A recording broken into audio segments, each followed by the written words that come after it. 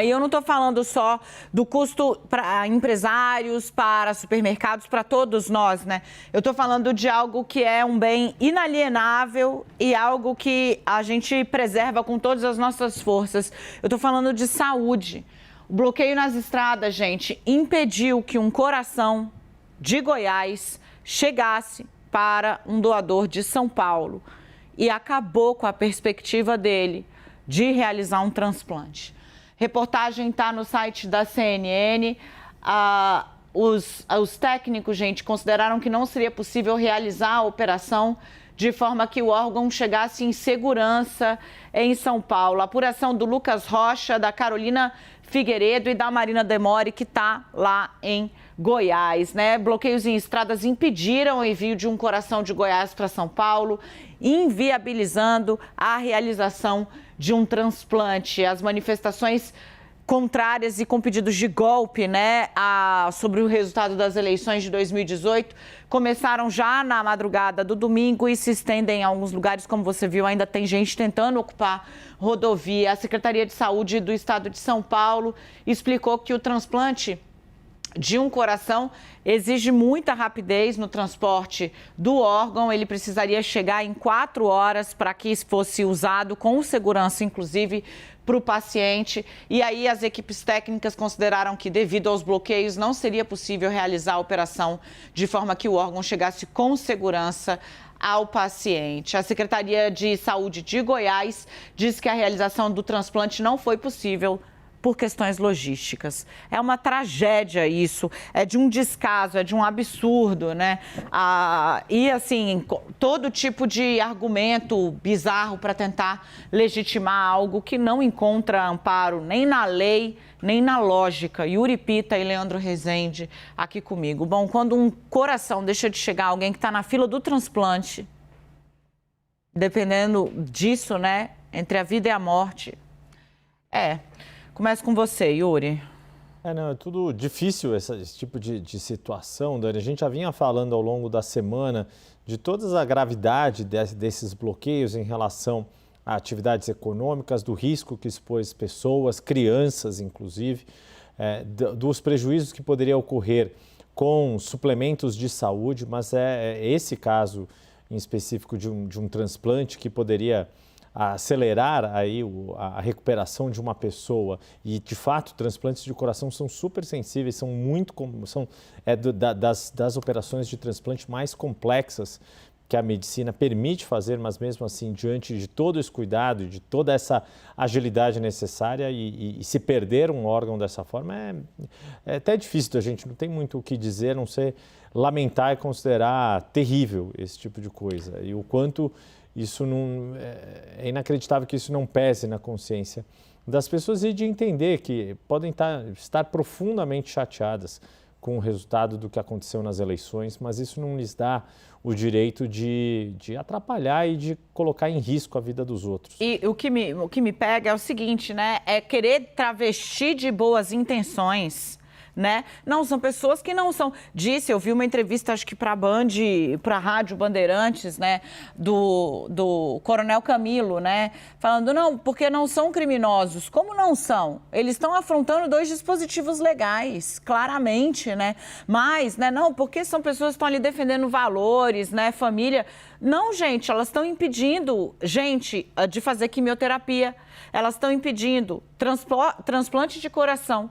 Elas estão impedindo que insumo hospitalar chegue nos hospitais para as pessoas fazerem exames que necessitam de contraste, por exemplo. É disso que se trata. É disso que se trata. É da mãe que teve que mostrar a filhinha careca por quimioterapia para poder furar bloqueio. É disso que se trata, não tem outra, né?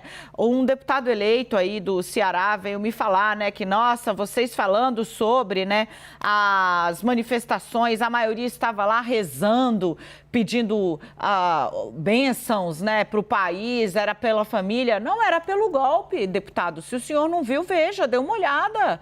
As faixas eram claras, não existe intervenção federal. O 142 não dá a permissão para essa leitura, não dá para ficar passando pano em cima de coisa que é injustificável, não importa se é da direita ou se é da esquerda.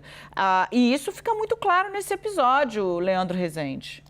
Dani, e o que te chamou mais atenção, né, é isso, das pessoas querendo dizer que estão ali por uma boa causa, né? Mas eu acho que o que me chama ainda mais atenção que isso é a complacência do Estado brasileiro com esse tipo de conduta, né? Como diversos vídeos circulam por aí de policiais militares, de policiais rodoviários federais que viram cenas como essas e não fizeram nada. Pessoas ali, grupos de pessoas, de 8 a 10 pessoas, eu contei aqui nessa semana de um relato que recebi de uma pessoa, enfim, que estava nos assistindo, me mandou um vídeo de uma rodovia bloqueada por 9 pessoas, 10 pessoas. Então, são situações, né, que tiveram, em vários momentos, depois os governadores colocaram as tropas de segurança para atuar e elas precisam atuar dentro da legalidade. Ninguém aqui está defendendo violência, nem de manifestante, nem violência do Estado, que muitas vezes acontece. Mas a gente precisa perceber que há, sim, 2 pesos e 2 medidas nesse país.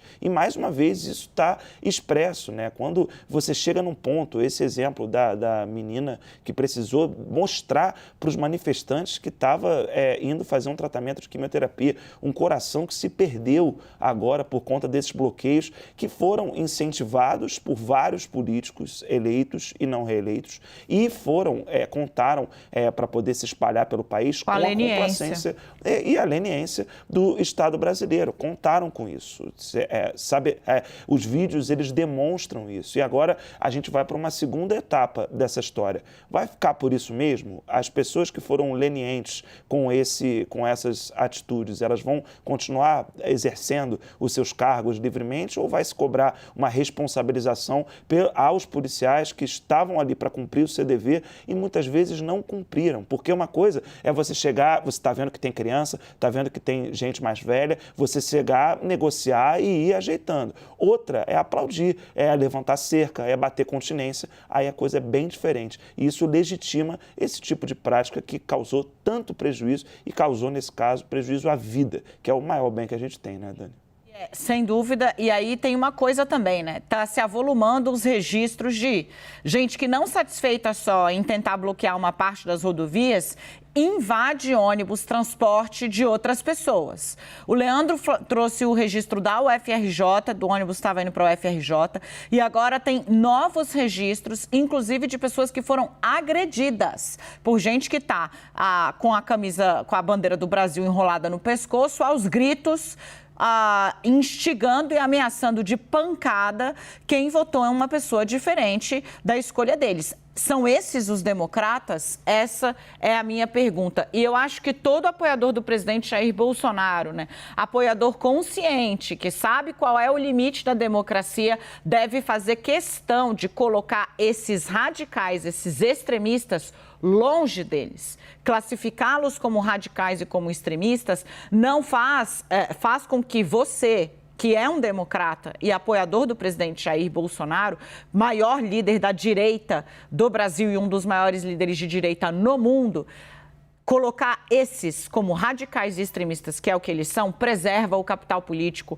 do presidente que você apoia.